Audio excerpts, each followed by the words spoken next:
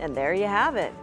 All right, we got some storms to track this week. Yes, we have more storms to track this week, Northeast side. Don't shoot the messenger, okay?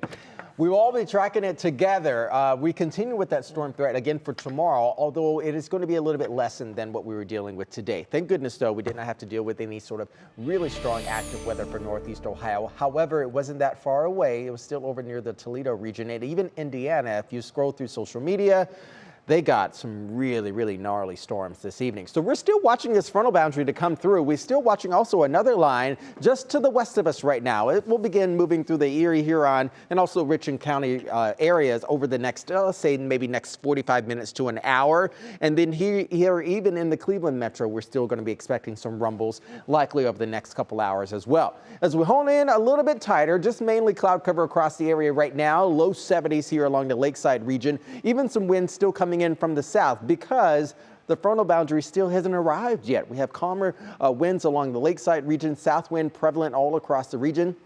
Even down over towards Mansfield, you have about a 10 to 15 mile per hour wind speed coming in for you right now.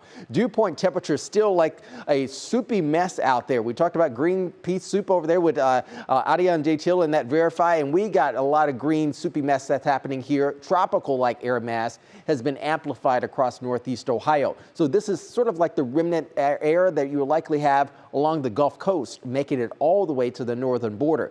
It feels like the mid to upper 70s in some areas south, but thankfully, though, we're still really feeling like what the surface temperatures are right now. So still tracking rain chances for the first half of the week. They come down a little bit once we get into Wednesday and Thursday. In fact, a significant drop by Wednesday and Thursday, and then we start to ramp back up once we get into Friday and Saturday of this upcoming week here.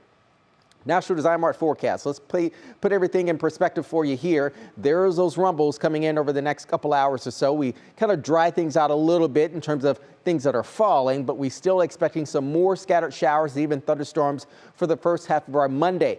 That system will still meander across the area into the late morning hours, into the early afternoon. We're not going to be done with that yet. Even temperatures are still going to be pulling in that south wind and also that warm, moist air across the region into the afternoon. Upper 70s, perhaps even some low 70s along the lakeside region. The drive at 5, still a wet mess out there, and likely visibility will be significantly cut in some areas with the heavier downpours. Even into the evening, we're still dealing with rain, friends, and that really doesn't turn off once we get into Tuesday night into Wednesday. So you can see even by Tuesday, late morning hours, looks a lot like what we're going to be dealing with for tomorrow morning as well.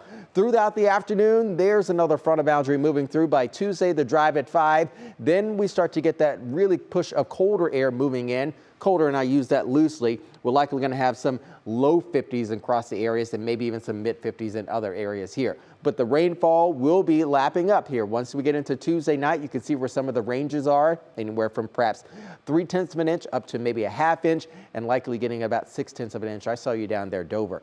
So here's what our severe weather outlook looks like for Monday. Again, a different picture than what we were experiencing today. We're at a marginal risk all across the Buckeye State for tomorrow. But again, that does not mean that we were likely going to have some even stronger storms to move on through. Here's a Union Home Mortgage 10-day outlook. Staying in the 70s, maybe even staying in the 60s here by Tuesday. We bump things back up by Friday. There's another frontal boundary moving in for the first half of the weekend, and we're back into the 80s for the 4th of July. Looks like it could be dry, Lena, so I'm going to hold my breath on that. Okay, all right. You know, you get all the credit and none of the blame, Jason. Just remember that. I'm going to be off.